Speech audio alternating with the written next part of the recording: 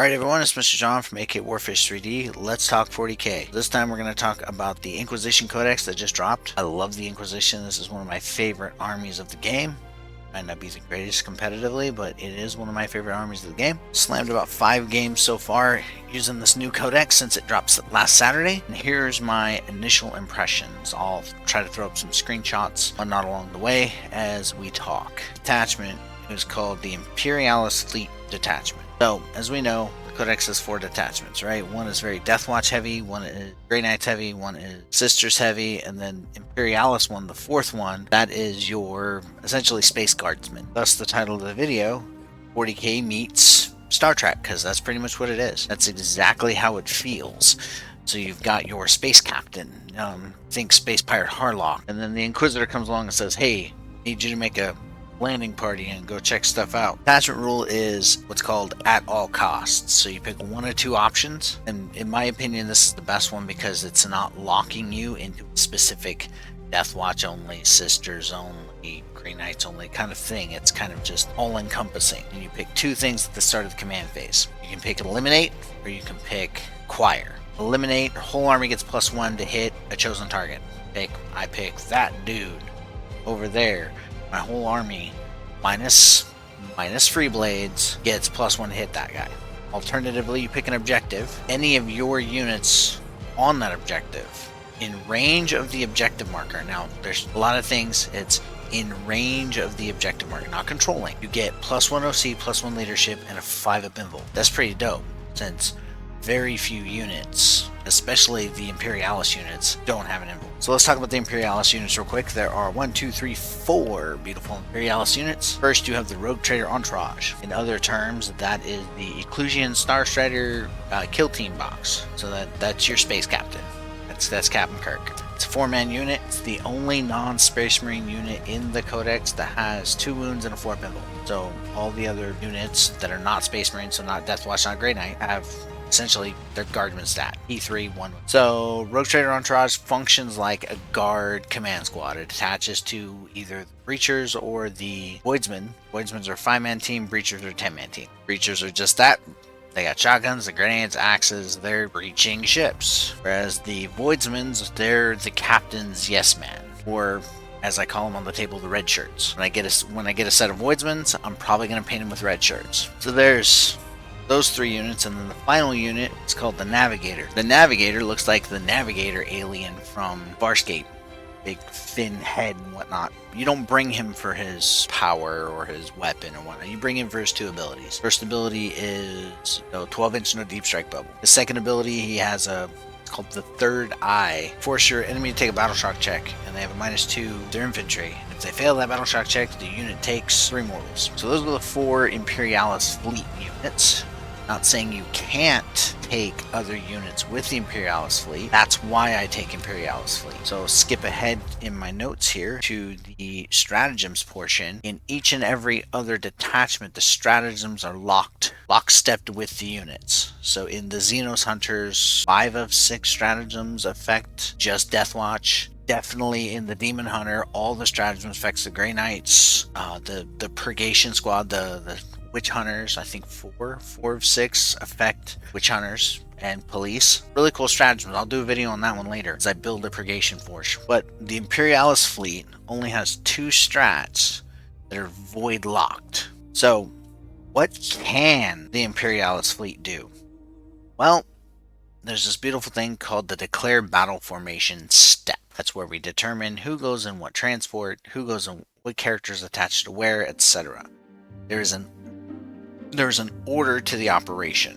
2 of the 4 enhancements affect that operation. It's one of the things that affects that operation. I'll get to that. During the deploy battle step, one of the enhancements is you pick 3 agent infantry units that are not Terminators, and you give them infiltrate. Nothing says F you like 30 Marines 9 inches from your line. Deathwatch kill team are nothing to sneeze at. And then the other one, during the battle step, the other enhancement is during the battle step, you pick 3 Voidfarer units. The Voidsmen are cheap. They come in squads of 5. They're cheap, expendable units, right? and you give those deep strike. So there's lots of movement tricks, there's lots of deployment tricks. One other thing that they do well is move. They have a really good reactive strat. I'll bring up here, show on the screen. You get targeted by shooting, you go 4 Binvol, anybody that survives moves 6 inches. It's really great. Now what can the Imperialis fleet not do? And this is where it gets hairy. They cannot survive on their own. So you can bring all the Voidsmen you want, all the breachers you want. You can put all those breachers and rhinos, bring 3 space captains, 3 navigators. It's not going to work. What does work is soup. To call it soup, now it's called mixed units. The long and short is they cannot survive on their own. They cannot score on their own. Need the rest of the codex to survive. Voidsmans and breachers do not have a native invul save. They need that extra support from inquisitors, other units, to gain that invul save. So how do we fill the gap? I found 4 different ways to fill the gaps. 4 seems to be the magic number. As I say when people fight assassins, magic number is 4. So for the first way to fill the gap is the fact of the Sisters of Battle. So they have a neat little ability on their immolator, and I'll get to that. The short version is Sisters have sticky. Sisters do what intercessors do. If they begin on an objective during the command phase, they make the objective sticky. You all know how big of a pain in the ass that is. Then you've got the Marines, which are really good at shock units. Even a Deathwatch MSU unit. Frag cannons hurt. The Incendium heavy bolter. You can't pull the trigger twice anymore, but still, heavy bolter, heavy flamer on a Marine. And Grey Knight Terminators. Nothing I can say any more than that, right? They make great shock units. Great blitz forward, open fire, jack your face.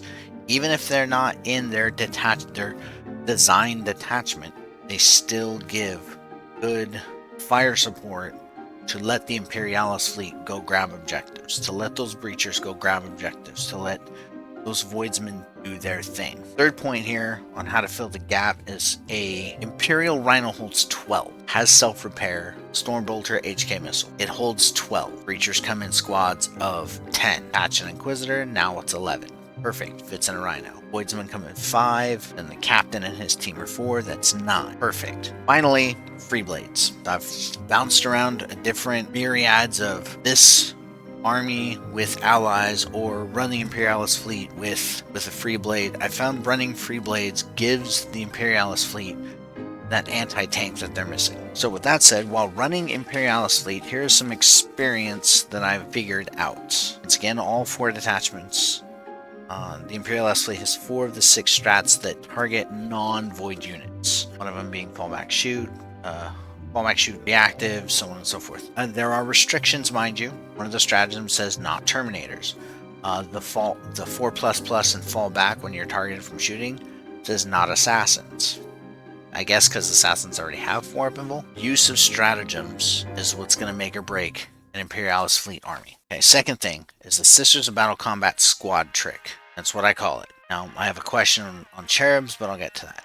So, you're comboing a Sisters of Battle squad and an immolator. I'll bring up the immolator here. The immolator says, beginning of your declare formation step. So that means you take the immolator ability and you make that bullet point 1 of that order. So that 10 man, you chop it in half and make 2 5-man. 2 squads of 5. One squad must go in the immolator. The other squad, do whatever you want with it, right? You're treated as separate units at that point. So then now I have 2 5-man squads of Sisters, in which case I attach an Inquisitor to one and an Inquisitor to the other, a Priest to one and Greyfax to the other. The immolator is affecting the declare battle formation step that is then affecting the squad of Sisters. Once again, Sisters of Battle are sticky. So there's your round 2. Round 2, round 3, we're gonna go sticky a bunch of objectives. That other squad, you can do whatever you want with that other squad. You can put them on foot, you can put them in another transport. Alright, so that's the second bullet point. Third bullet point here is only bring 3 assassins. Do not bring all 4. It's a waste of 100 points. Do not bring all 4. Reason being, is of the 5 games that I've ran, the Calexis only had value to 1 of those 5 games.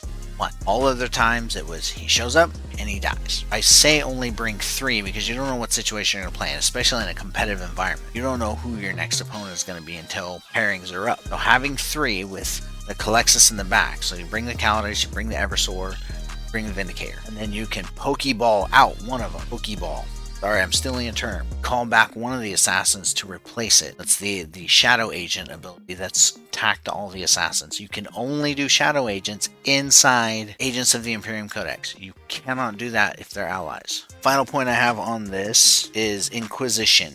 Namely the Inquisitors themselves. And there's two aspects to this. One, don't have to be overly picky when it comes to attaching Inquisitors squads. The reason I say this is they have their individual called out squads. Codiez calls out Grey Knight Terminators. Draxus calls out Death Watch. Greyfax calls out Sisters. However, all of them say Imperium, Battle Line, Infantry. And the regular Inquisitor has the same wording. Inside this codex, Death Watcher, Imperium, Battle Line, Infantry. If you want to stay Greyfax with Death Watch, go ahead. 1 through 6. Draxus, the other squad being Breachers and Vigilant Arbites, the all shotgun police. Want to stick Draxus with the Breachers? Go ahead. And then the second aspect of that is if you choose a regular Inquisitor, make sure you know what you're in for. He has two functions, hyper defensive or hyper aggressive. The hyper defensive point is his baseline point. It's called Blessed Warding. He has been blessed, and in doing so, the squad he attaches to has a 6 of Invul. What I found is taking just a stock Inquisitor and attaching to the Death Watch. Big Death Watch blob, Inquisitor. Now all the Death Watch have a 6 of Invul. The alternative is to take a 2d6 Psychic Torrent shot, become a Psyker. So, no Psyker, 6 of Invul. Psyker, gain a Force weapon, gain the Psychic keyword, and gain a Psychic Blast that has Strength 3 and Devastating Wounds. The trick I found with this is if you're going to bring that dude, do not stick him with the Death Watch. Stick him with the Breachers. Okay, so we're going to take the hyper-aggressive Inquisitor and we're going to attach him to a Navy Breacher. Now, why are we doing that? Because the Navy Breacher kind of functions like a weaker version of the Custodes Guard, right? So, they reroll 1s to wound. So you've got a Strength 3 Torrent Dev Wounding Flamer. And you throw them and you reroll your 1s. Alternatively, if the target's on an objective, you reroll everything. That is the breaching team rule that's on the Imperial Navy Breaches. Each time a model in this unit makes an attack, a hyper-aggressive Inquisitor is attached to the Navy Breachers. So he's making an attack. So there you go for that. Enhancements. Let's talk enhancements real quick. So I found one enhancement to be interesting, one enhancement to be a go-to. The other two are kind of situationally dependent. So the enhancement that is my go-to is Fleet Master. So you're going to put Fleet Master either on your Space Captain or you're putting Fleet Master on the Navigator. I don't always bring a Space Captain. Sometimes I just send the Navigator down to the planet to gather some navigational data, aka I only run the Navigator. You can, once per battle round, you can target the bearer's unit with either Violent Acquisition, Master of Void, or Close Quarter Barrage stratagems for 0 CP. Violent Acquisition is a very combat heavy for 2 CP when you make an attack that targets an enemy unit within range of an objective marker. Once again, range of an enemy and range of an objective marker. The shooter has Sustained Lance, ignores cover. Here's the 1 of 2 Voidfarer strats, and it's kind of iffy, right? You kick out a Rhino in Strategic Reserve, so you bring the Eversword in on Strategic Reserves, and we hit round 2. You pop Master of the Void, you can deploy from Strategic Reserves into your enemy's deployment zone. Now that's crazy when you're coming in with an Eversword. All of the restrictions apply, so you still have to be 9 inches away, and so on and so forth. Then the other one is Close Quarter Barrage. It increases the AP within 12 inches, strengthen AP, to the Voidfarer's unit. Once again, you're having the Navigator with the Breachers, thus that is that. This is going to be the first of a series of videos. We're going to talk more through the Imperialis fleet as I play more of the Imperialis fleet. We're going to talk about some of the assassin combos that I found. I've mentioned a couple already. I'll do a deeper dive into that as I play more. I don't want to make these videos half-cocked from just reading the thing. I want to actually play this, gain some real-world experience playing these assassins, playing these units, playing these formations, these detachments, before I make videos. Deathwatch seemed to be in the negative spotlight, but I found some positives to it, so I'm gonna make a video on that. And then overall, we'll talk about Imperium soup. We'll talk about how to make some good Imperium soup. Big tournament, big 40-man, 30-man, 40-man tournament coming up 1st of October. So that's kind of what's spawning all of this stuff. From the stars to Holy Terra. On back as I make more of these, and thanks for watching.